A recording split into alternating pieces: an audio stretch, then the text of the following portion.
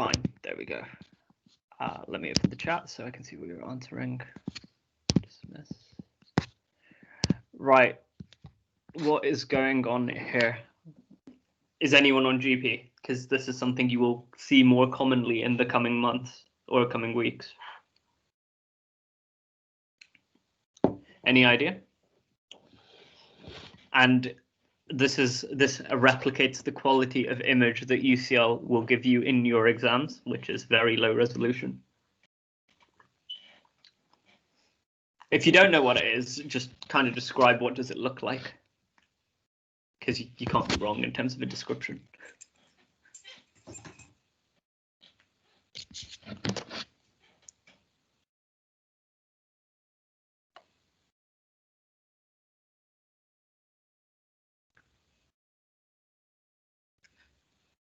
So this could be, I just realized that the chat messages aren't coming through on my computer. I thought people were just ignoring me. Teaching has been delirium and dementia. Yeah, so those are big topics in COOP. Yeah, so this could be chickenpox. So like, what makes you think chickenpox? It could be chickenpox, yeah.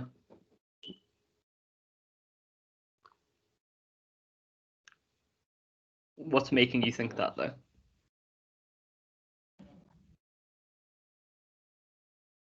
Yeah, so this is a vesicular rash on the hands. Yeah. So the one thing that goes against this being chickenpox is it's kind of limited in its distribution. It's only around the hands and near the mouth. Yeah, and 5-year-old is like a classical age range for chickenpox, so it could very well be chickenpox. But yeah, this distribution makes it a bit less likely. But yeah, it could definitely still be chickenpox. Do you know any other conditions that cause like a vesicular rash around the hands and the mouth?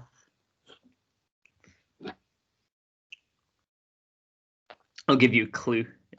It also causes vesicles near the feet.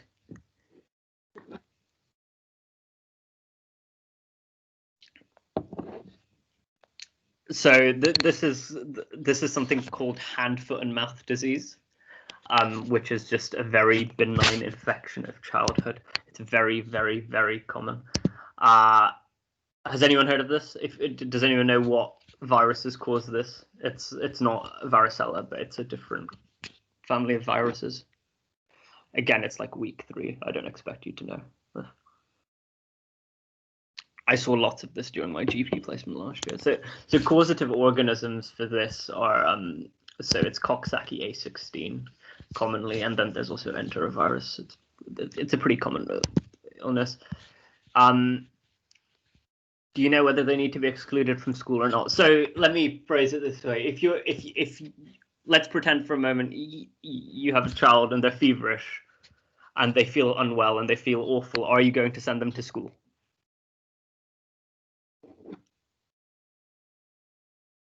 Assuming they're not pretending to be ill to just kind of avoid going to school.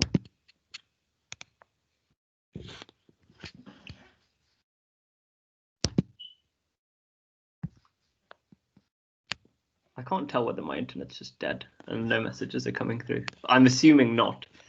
So yeah, generally, if children are ill and they don't want to go to school, you're not going to send them to school. But technically, there's no specific rule that these kids need to be excluded from school. Like, it is a contagious disease, but it's also like completely harmless, so it's not really a big worry.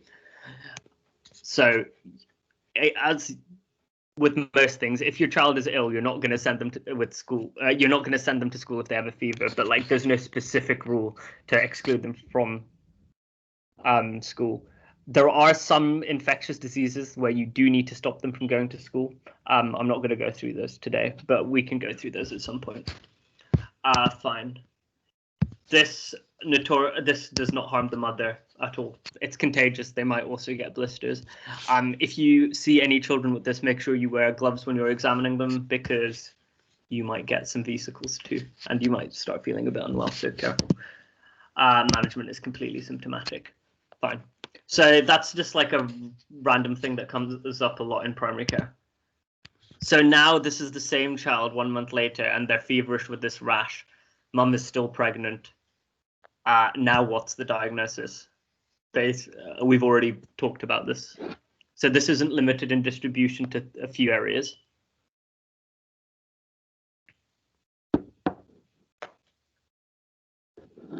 Zafia, this is what you said it was earlier.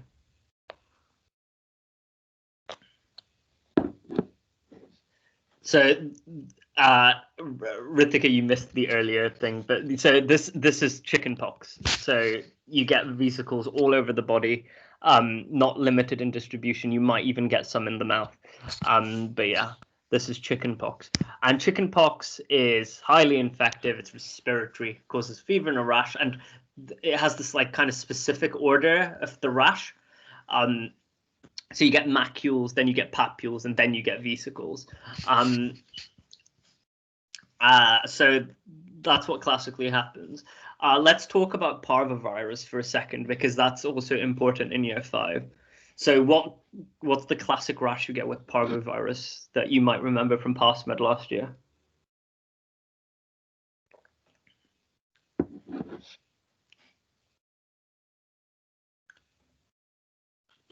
Slap cheek rash, yeah. So you get really red cheeks, and it's like a raised rash on the cheeks. And is parvovirus safe in terms of if the mother is also pregnant? So same situation. If the mother's pregnant, is parvovirus dangerous or is it safe?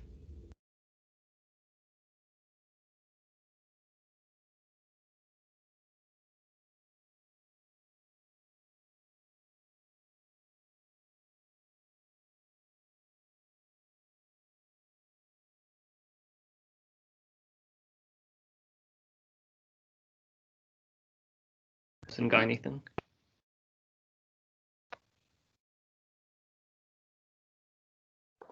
So it causes a thing called hydrops fetalis, where they get fluid buildup in all of the baby's compartments. You get tons of fluid building up, which can cause heart failure in the fetus. So it's super dangerous. So try and avoid contact with kids with that.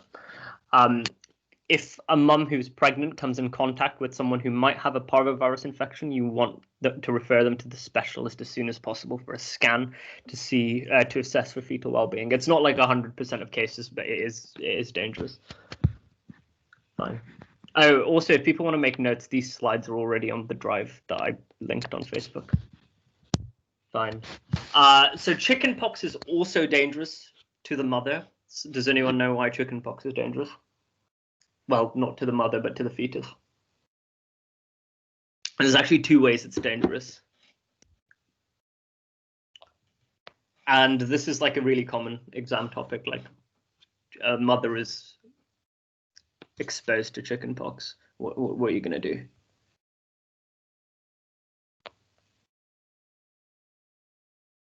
So you can kind of split it into two things. You can get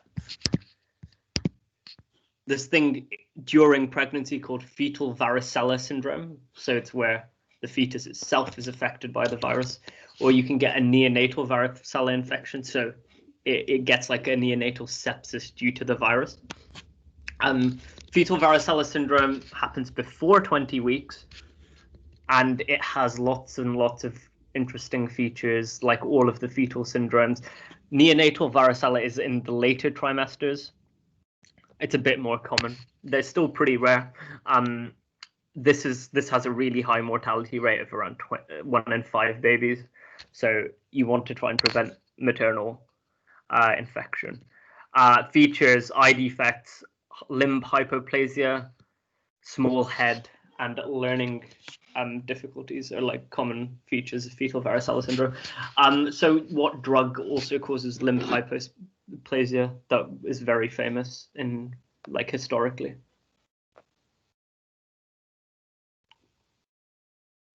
Thalidomide, absolutely. And what was thalidomide used for back in the day before they realized it caused limb hypoplasia and developmental defects?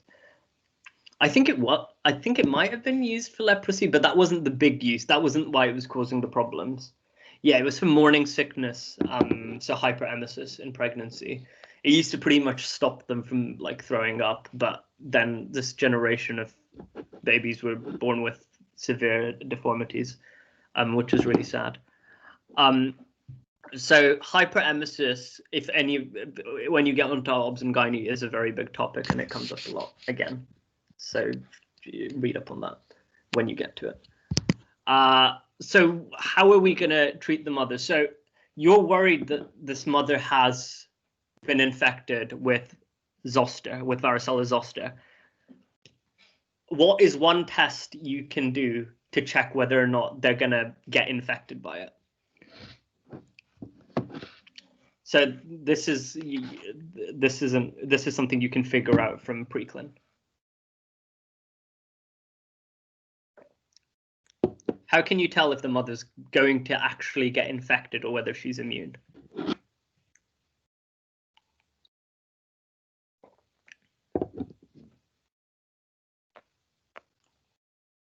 Yeah, you're going to look for antibodies, VZV antibodies, and what kind of antibodies confer long-term immunity versus an acute response. Which class of antibodies? IgG antibodies, yeah, absolutely. Remember, so early in the immune response, you get the pentameric IgM, and then as that drops off, you get IgG. So you're going to check their IgG for varicella zoster in all mothers, just generally. You can split it up into these three categories. So anyone who gets chickenpox, you're going to get specialist input as soon as possible because they need to be seen by an obstetrician, pretty much.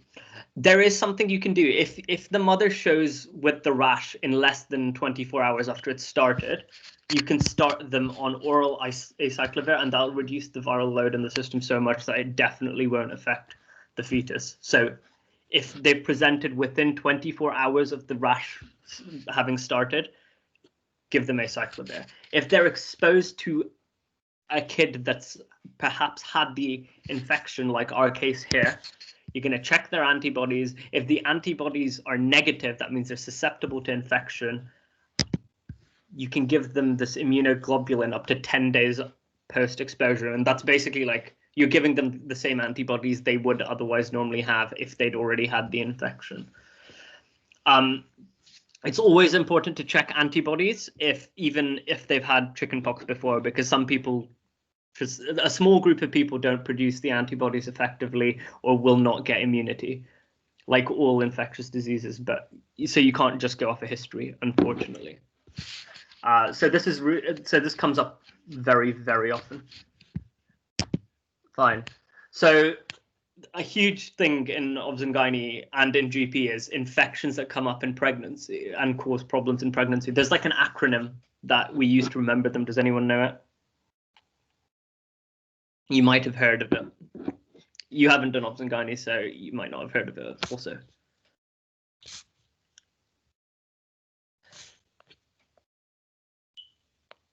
So it's the torch infections.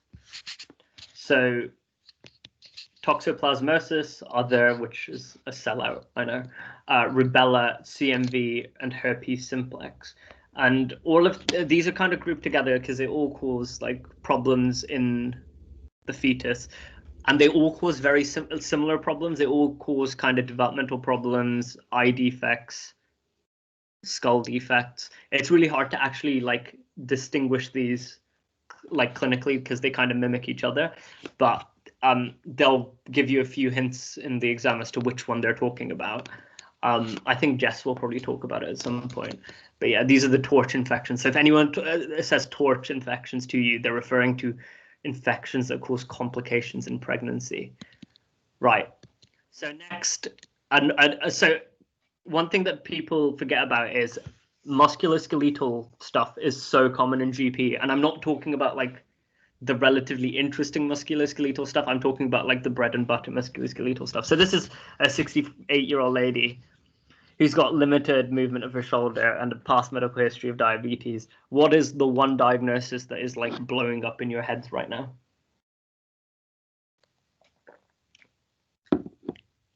I have no doubt that you're thinking about this based of last year. Yeah, so this is very, very likely to be adhesive capsulitis, and adhesive capsulitis is a very common presentation to GP. What is the most commonly lost emotion? What's the thing that they tend to struggle with? Which movement?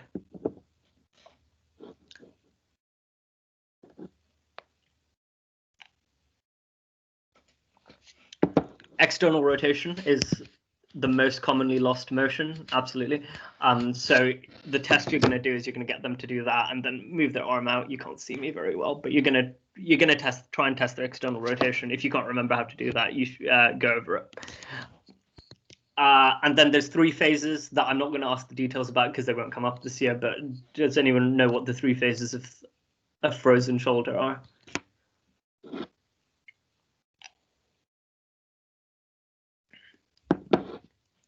They won't ask you more detail than the names of the phases.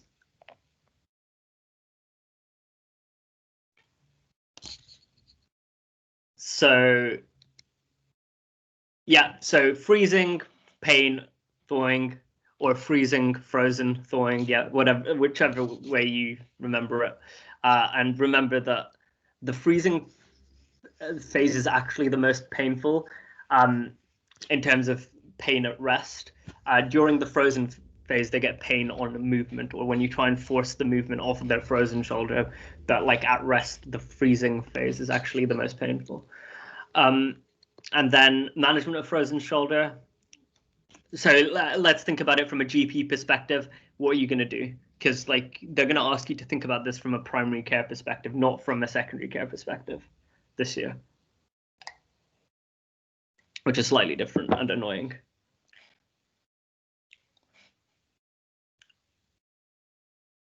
Supportive management, so conservative management, always. So this year, here's another thing that you like they expect of you as you get a bit further into med school. They expect you to organize your answers. So always, if you can, go conservative medical surgical or conservative medical interventional. So if you organize it like that, I know you didn't have an OSCE last year, but like if you organize your answers like that, you're gonna like score close to full marks on your OSCEs, because as soon as they know that you can structure an answer, they know that you know what you're talking about, even if you don't necessarily know what you're talking about. So yeah, pain and physio, absolutely. What if that doesn't work?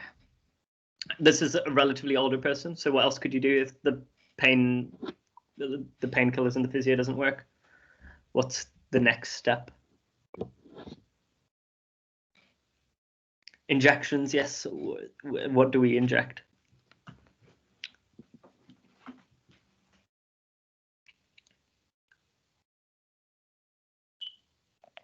It's what we always inject. Yeah, you can give steroid. It's usually a steroid. So an interesting thing that won't come up in exams, but is good in terms of general knowledge. In younger people, we try to inject joints less because it predisposes tendon rupture. In older patients, it's less of an issue, and we just tend to just go ahead and inject the joints in terms of a GP setting. In secondary care, it's just nuts, and they do whatever they want. So that's what you're doing. Fine. And here's yet another classic GP case that you will see endless amounts of. So he's 48-year-old software developer complaining of lower back pain. So I'm starting GP again tomorrow, and funnily enough, this was like an exact case I had at my induction today. So what do we think could be going on? What happened in March 2020?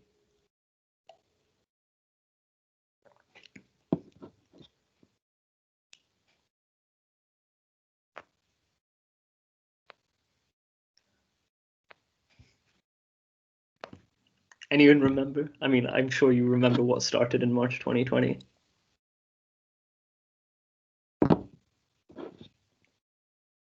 Yeah, working from home started, lockdown started. Yeah, it's rough, not a good time. Mechanical back pain from sitting a lot is very likely to be the top diagnosis, especially considering he has a very desk-based job. Yeah, so it could be mechanical back pain. If it was more acute in onset and he's quite an active person, what else would you be thinking about? Obviously, you take a better history in real life. It's just we're trying to just drill in keywords here. Could be a muscle strain. Yeah. What if you lifted lots of weights? What else could it be? Disc prolapse. Yeah. So young people, back pain, you're thinking about disc prolapse, muscle strains, and mechanical back pain. Okay. So mechanical lower back pain, literally the most common thing you'll probably see in GP.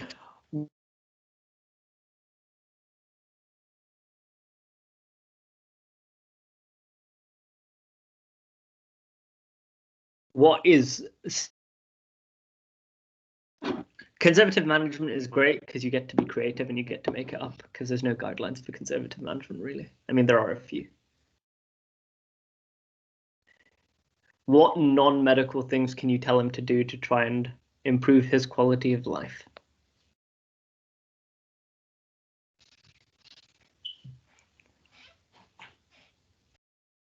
Exercise, absolutely. Are you getting out enough? Are you doing enough exercise? Yeah. What else can he do? He's sitting at a desk all day. What are you going to want to talk to him about? So this is another theme in fifth year. They want you to think a bit outside the box, like holistically, rather than just looking at the science. Encourage them to stay active and exercise. Yep. What else? What else if you're sat at a desk all day? Use pillows. Yeah, so that might help. What's the bigger picture in terms of using pillows? Yeah, make sure you've got a good posture when you're sat at your desk. Have you got a good chair with appropriate back support? Have you checked your posture? You don't want them to be crouching down and like hurting themselves. And this is an answer I really like. So like if they're going to be at their desks for a significant amount of time, do you want to consider investing in a standing desk? So lots of companies will pay for their employees with health issues to have standing desks. So that's another thing. Those are all really good like conservative management things. We already talked about this.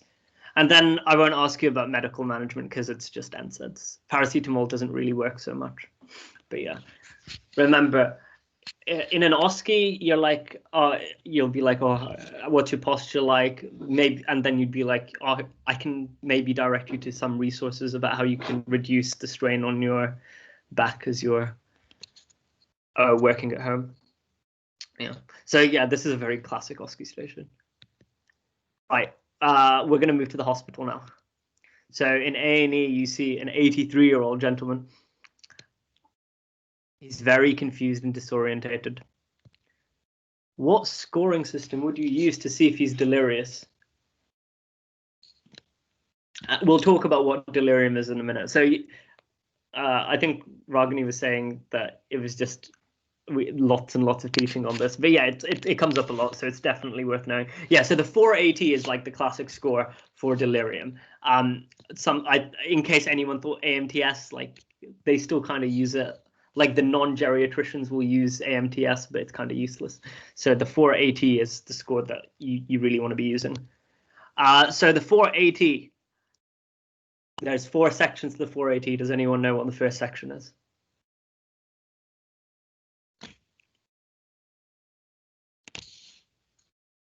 Oh, spoilers. Are they alert? If they're not alert, if they're not immediately responsive to you, they immediately get 4 points.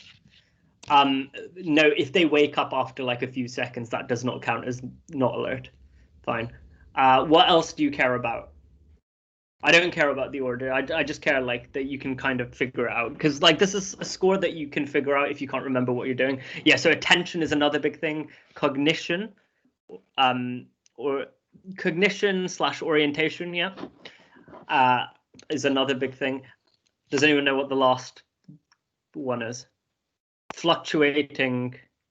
Yeah, so it's like an acute change in cognition. So fluctuating awareness or acute change in cognition is the thing that they're looking for. So so you do the AMT4, which is like, are they orientated? You do these 4 things. If they make 1 mistake, they get 1 point. If they make 2 or more mistakes, they get 2 points. Like you can score really easily on the scoring system. It's a pretty low threshold. Attention is very, very useful in ascertaining whether or not someone is delirious. It tends to be the first thing that goes.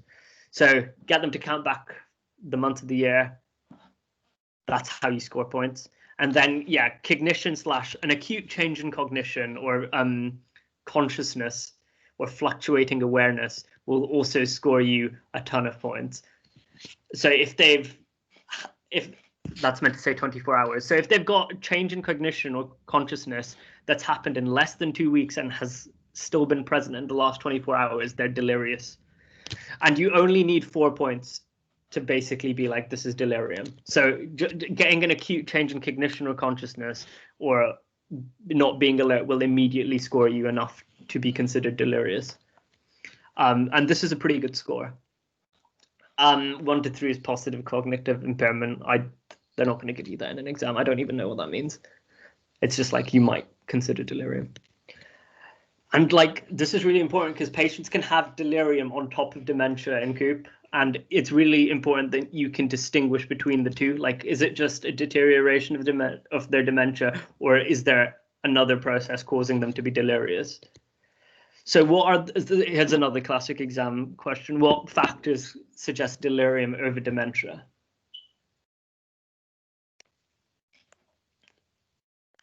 Those of you in COOP, I'm sure your consultants have asked you this question. So an acute change is a really big factor. Yeah, so acute versus progressive. What else?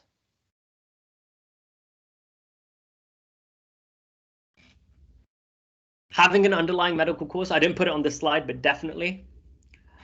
Delirium, typically fluctuating. Dementia, not so much. So according to the textbooks, yes, but you can kind of have, even with dementia, they sometimes have good days and bad days, which is why I didn't put it on the slide. But yeah, that is a textbook answer. Yeah. What else?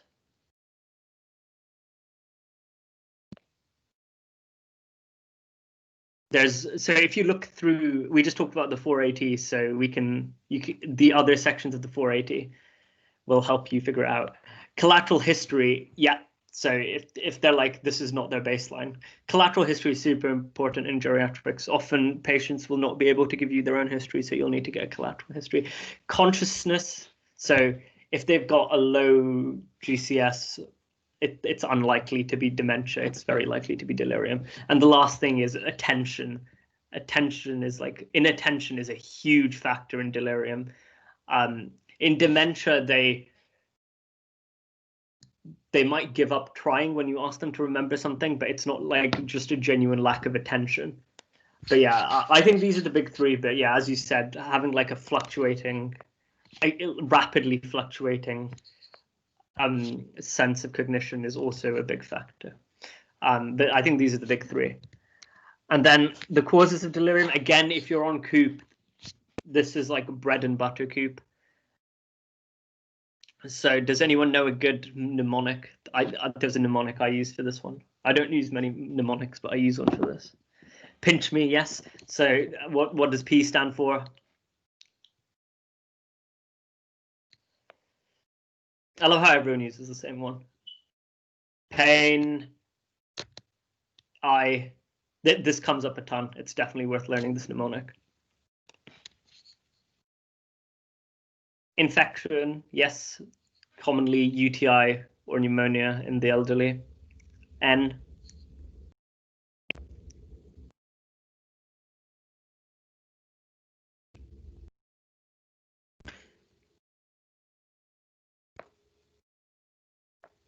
Have we forgotten N?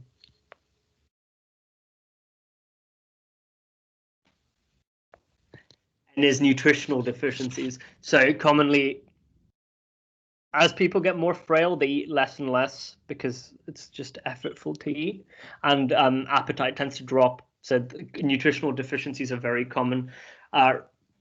What nutritional deficiencies in particular would affect the functioning of the brain? Thinking back to last year. Which vitamin are we looking at? Thiamine, yeah, absolutely. So nutritional deficiencies. C is constipation. It's one that everyone forgets about. Yeah, good of you. Constipation is common in the elderly as well. Bowel tends to work less well as they get older. H is hydration. or rather, like it tends to be a lack of a hydration rather than too much hydration. And then M and E are just, M is a bit of a sellout. It's just our fault. It's polypharmacy. We give them too many drugs, which causes them to be confused.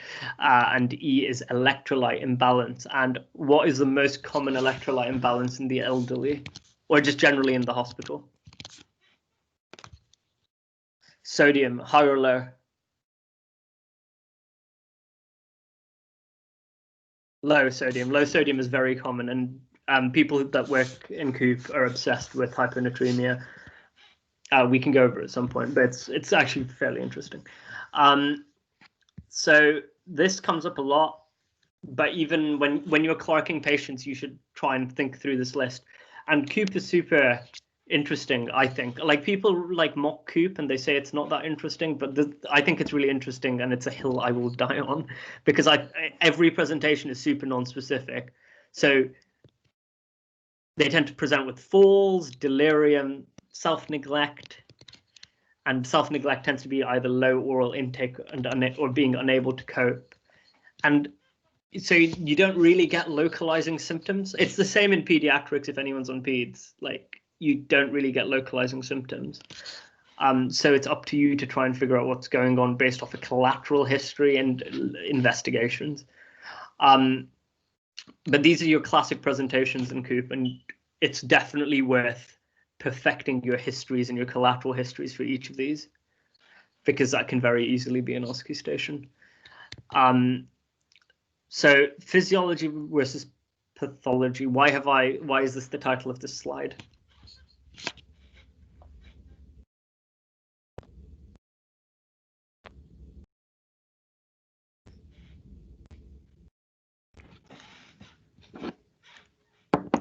So yeah, it's really difficult, right? We don't know what part of why they've been hospitalized is due to aging, due to physiological aging, versus what is due to an underlying disease process.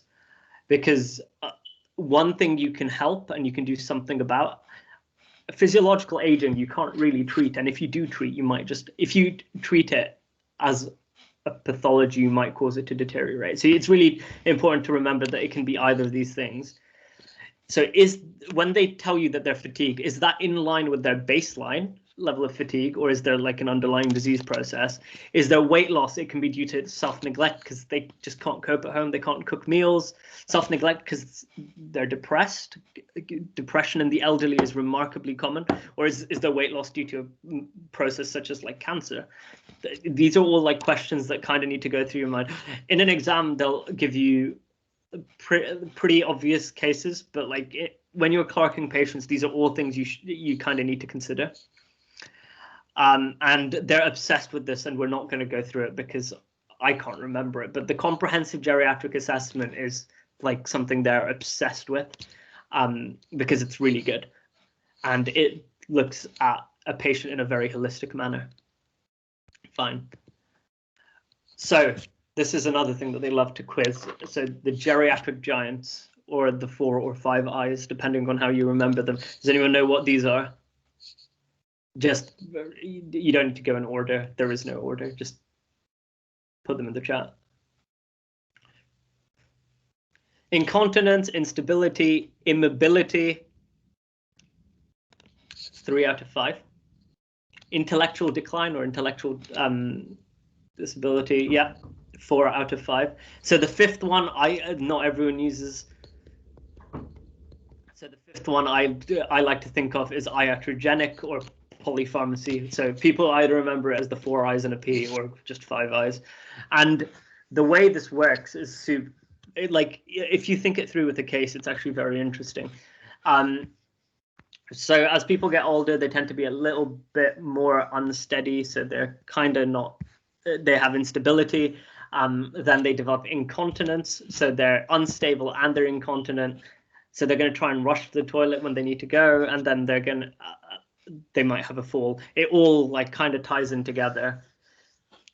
These 5 things are very, very important and will have a part to play in any geriatric presentation. And our aim is to kind of optimize these. So this brings me onto the biggest topic in geriatrics. What is frailty? How would you define frailty? There is a geriatrics definition. So yeah, frailty is the state of reduced physiological reserve. It's a syndrome of physiological decline, which means the patients are more vulnerable to adverse health outcomes. They're less able to adapt to medical stresses, so events like infections, falls. You're unable to adapt to these. And here's like an interesting graph that I think illustrates the point pretty well. So this is our line of independent function. When you're above this line, you're independent. When you're below this line, you're dependent on someone else, and you need some help. The animations are clearly messed up. So this is what happens when we're ill. So this drop off halfway through is, for example, I'm gonna get a fractured neck of femur. This is what happens. My level of functioning drops to still above the independent threshold, and I recover completely to the normal level, and I recover fairly quickly. This is what happens as people get older.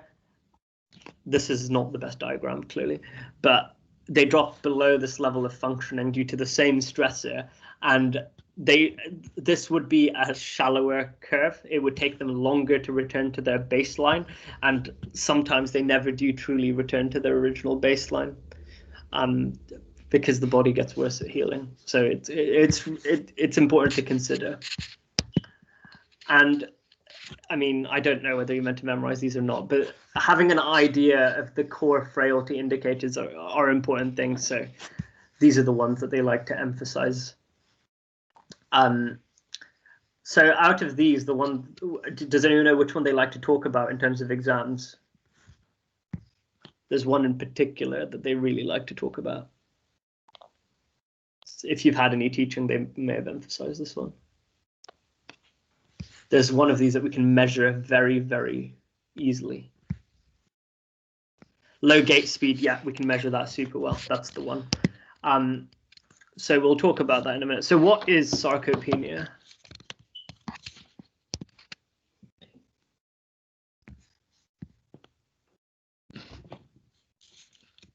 Any ideas?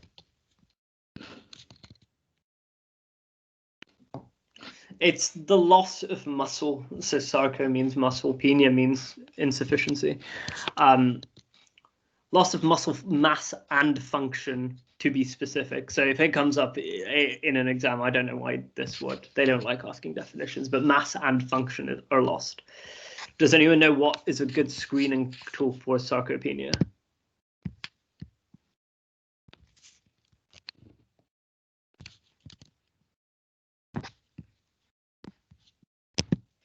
There is a test that we can do. It's clinical, don't need to investigate.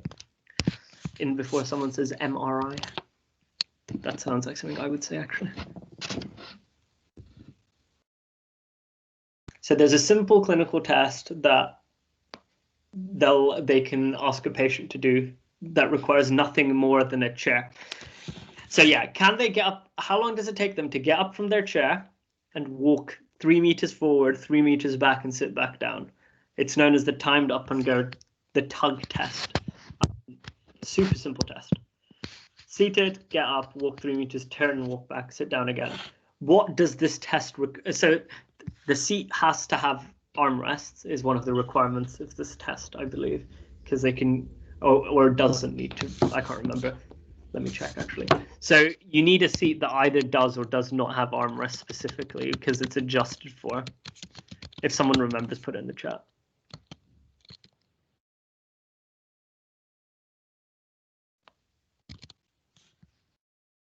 Oh yeah, so yeah, it has to have armrests because they can use the armrest to get up.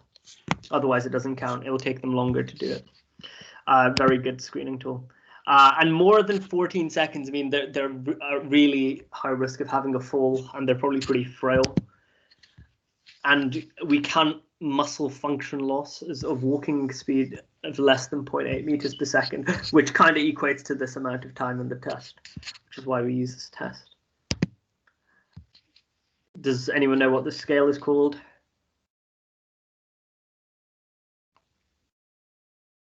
Rockwood frailty scale, clinical frailty scale. You can memorize this if you want. I just remember the worst and the best and the terminally ill. I doubt they're ever going to ask you to score someone on this frailty score unless they give you information and the score in front of you. So I don't think it's worth memorizing. So here's the stuff that comes up a lot in Jerry's, because some people were messaging me. The subtypes of dementia they love asking about because there's crossover with old age psychiatry. They love talking about movement disorders, especially Parkinson's and the Parkinson's plus syndromes. Atherosclerotic disease is very common in the elderly.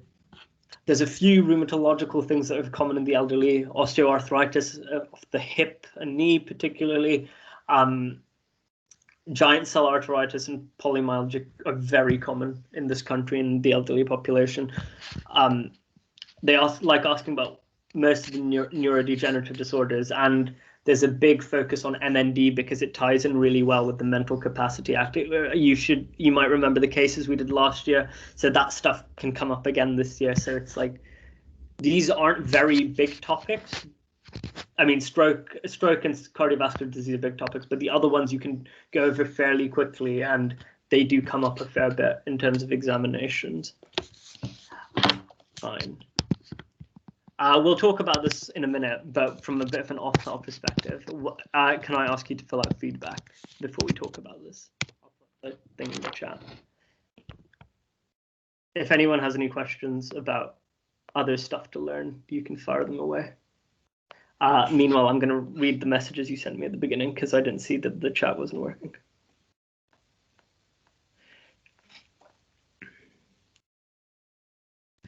Yeah. So yeah, someone mentioned most of the teaching has been delirium and dementia because like they're huge exam topics. It's like geriatrics is mainly delirium, dementia, the geriatric giants, and that's like most of the COOP.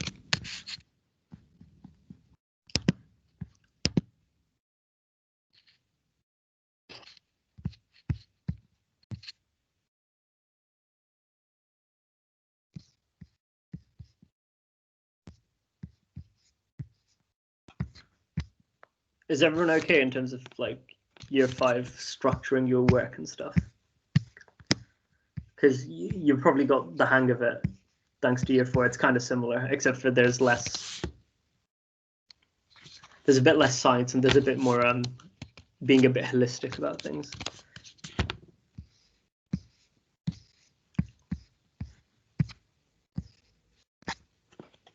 Fine, while you're filling that out, we can talk about this, which you definitely know to death because I've covered it, I'm fairly sure, 4 times. So what is giant cell arteritis? If I was to just ask you, if it was a Viva, what is giant cell arteritis?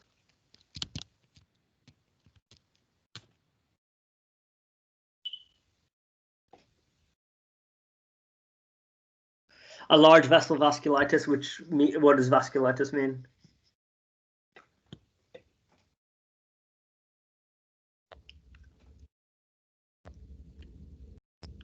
So this is kind of the level of detail they might expect a bit more of when you get to 5th year opposed to 4th year. Like, yeah, so giant cell arteritis is a pathological process characterized by inflammation of large vessels in the body.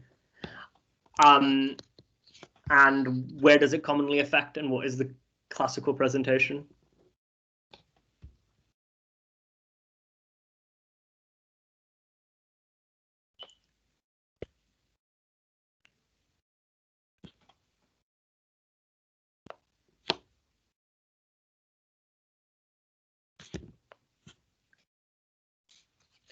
So can classically affect the temporal artery, causing what set of symptoms?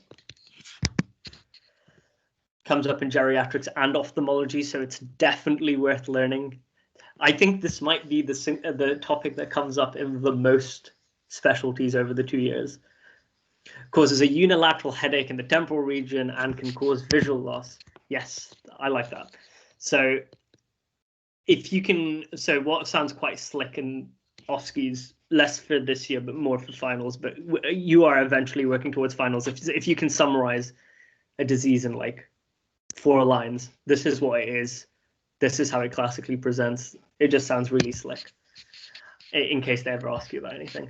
And they will only ever ask you about really common stuff. And don't get me wrong, giant cell arteritis is common. So unilateral temporal headache, visual disturbance. They might also have jaw claudication or a tender scalp. They might have polymyalgia rheumatica in their history. What are your investigations split up with our usual format?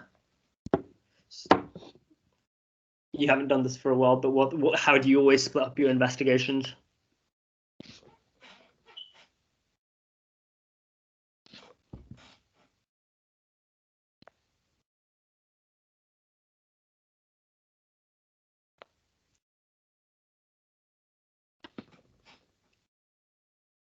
Bedside blood imaging specialist. Yep, that's perfect. I combine imaging and specialist into one because I'm the worst. But yeah, that's the way you're meant to do it. Yep, and then so what bedside test could you do for giant cell arteritis? So remember, you're no longer 4th years, you are 5th year medical students. So you have an ophthalmology block. So what extra bedside test could you do? You might not have done ophthalmology, but thinking outside the box, what extra bedside test could you do? You would do fundoscopy, yes, but what else would you do alongside fundoscopy? So in this case, fundoscopy is more to rule out other pathologies, and we'll talk about that in a minute. So visual field testing, and just you can test their vision. So very good. So that's what you're going to do at the bedside. You might want to do a cranial nerve exam as well. But yeah, test vision is the big thing. Absolutely. What bloods are you going to do for giant cell? There's really only one specific blood thing. It's not even specific. There's just one blood thing you can do. ESR, yeah, marker of chronic inflammation compared to CRP, which is a bit more acute, but you'd probably do both. Fine. And then specialist tests. So there's a few now. The guidelines are kind of changing. So what was your one specialist test that you all learned for your exams last year? That's kind of awful and invasive, but it's still the only test. Yeah, so temporal artery biopsy is the best test you can do. So now there's a couple of new ones. You also tend to do temporal artery ultrasound. It's being used more because it's less invasive and doesn't leave you with an awful scar. And if you're at a tertiary center, they're going to do a PET CT to check if you've got any carotid or subclavian involvement, which is also common, increasingly common. So yeah, if this ever comes up in an OSCE, that's how you're going to split up your investigations. So some minimum ophthalmology. So we'll do some proper ophthalmology stuff at another time, but this is like some basic stuff. So GCA can cause permanent visual loss, which is why it's such an important condition, and it is a common condition. It's not rare by any means. So how are you managing this? Are there any conservative approaches to GCA management? Yes, I mean, yeah, there's no conservative things. It's steroids. So if they've got visual symptoms, so this is one of the few things you do actually technically need to know doses for. So if you've got visual symptoms, you want to give them IV pulsed methylpred if it's available, but otherwise 60 milligrams prednisolone as soon as possible. And 60 is the golden number. This is one of the few things they'll ask you for the dose of. This came up in our mock last year. Fine. Fine. And the mechanism by which it causes visual loss is this thing called an arteritic anterior ischemic optic neuropathy. There's meant to be 2 A's there. It's an AAION. And before you all just immediately turn off and like cry because of how many words this is, it's a lot of words, but we can break it down and it does make sense, and you don't actually have to memorize anything. So what this refers to is they've got ischemia of the anterior portion of the optic nerve, i.e. just before it meets the retina, and arteritic in this case means it is due to inflammation of the arterial supply. What it doesn't mean is, it doesn't refer to it being an artery specifically, because the non-arteritic variant that we'll talk about in a minute is also affects the arteries, but it's just referring to the fact that this is an inflammatory process. This confuses a lot of people. There's also the non-arteritic anterior ischemic neuropathy. So it's exactly the same thing, except for, so there again, there's ischemia to the same part of the optic nerve, the part just before it supplies, just before it enters the retina. But this time it's not due to inflammation. It's usually due to another mechanism. The mechanism is commonly atherosclerotic, so in diabetics or hypertensive patients, or it's just due to like an actual other pathology of the vessel wall. So again, in hypertensive patients. So that's the only difference. So there is no reason for you to know this at this stage of the year. But does anyone know what fundus change you would get in anterior in either of these neuropathies? So I'll give you a clue. What part of the eye are you looking at in fundoscopy? What is the red stuff that you're looking at in fundoscopy? The retina. Okay, exactly. Is this pathology in the retina?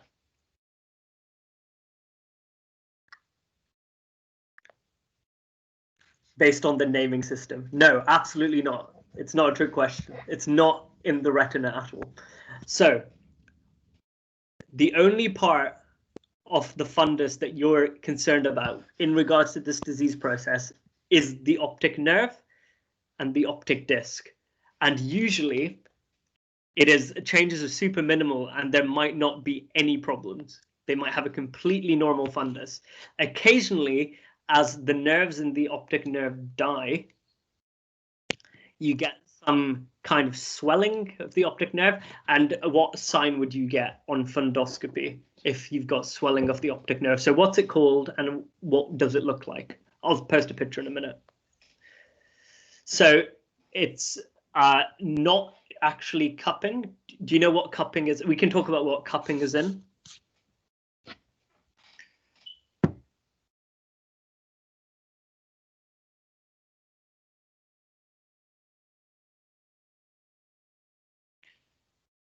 Papilledema is the name of the sign. Yeah, so that refers to swelling of the head of the optic nerve.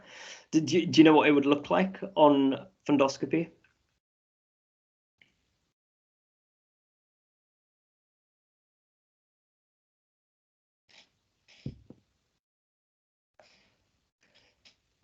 So if you look into someone's eye and the edge of the optic disc is blurred, let me find an image for you. That is papilledema. And we can briefly talk about the causes of papilledema because that's very important for both ophthalmology. Papilledema.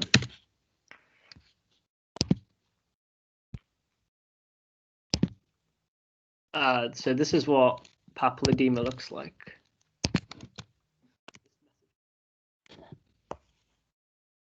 Yeah. So you cannot tell. You can't really tell where the optic disc ends and where the retina begins in papilledema. So, Zafia, what causes cupping? It's a good thought because cupping happens for the same reason. So cupping happens when the outer bits of the optic nerve start to die due to a very specific disease process. If you don't know, just say you don't know. It's fine. It's week 3. You wouldn't. There's no reason to know this. I wouldn't expect people who have done ophthal to know this, to be honest, because everyone learns ophthal in the last week of the year, realistically. No, that's fine. So glaucoma and pressure-related damage to the optic nerve. Yeah, really good problem. Glaucoma causes pressure-related damage to the optic nerve, which causes the outer fibers to start dying, and you get an increased cup-to-disc ratio. Have a Google of it and message me if you don't get it, because it's kind of confusing. So that's what causes cupping. And we'll talk about what happens when you compromise the blood supply to the retina itself another day, because when you have pathologies in the retina, that shows up on fundoscopy. So like there's a lot of different retinal pathologies that you need to know for exams, but it's all just spot diagnosis. Okay, so quickly to end on, what are the causes of papilledema, the really important causes of papilledema? This is not a very important cause of papilledema.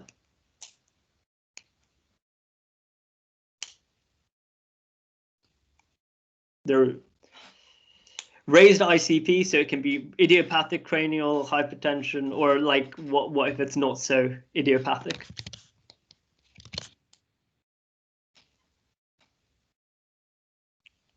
A space occupying lesion is very important. And remember that if you ever need to do a lumbar puncture, you always do a CT head to rule out space occupying lesion. Technically, you can rule it out based on fundoscopy, provided an ophthalmologist has reviewed it. Otherwise, like, you're probably like, they're the only people that are really good enough to say whether or not there is papilledema for certain. And a really important cause that Ragni just mentioned was malignant hypertension can also cause it. Those are all of the cases I had for today. Any questions about anything? No worries. I'm really bad at doing like really specific topics. I'm sorry. It's just like I think everything overlaps, and like I think that's the way it should be learned, to be honest. Yeah, if you don't like that, let me know. I'll try to be more targeted next time, but it's kind of hard actually.